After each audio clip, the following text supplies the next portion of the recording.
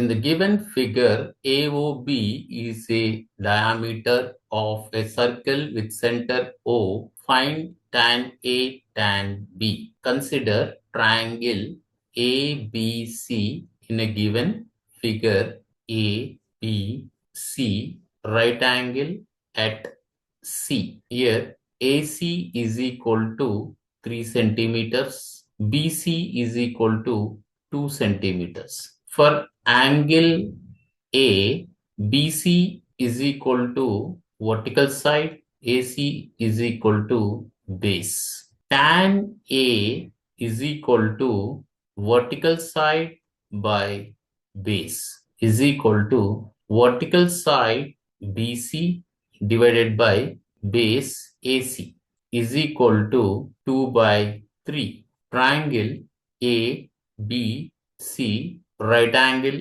at C, AC is equal to 3 centimeters, BC is equal to 2 centimeter. For angle B, AC is equal to vertical side, BC is equal to base.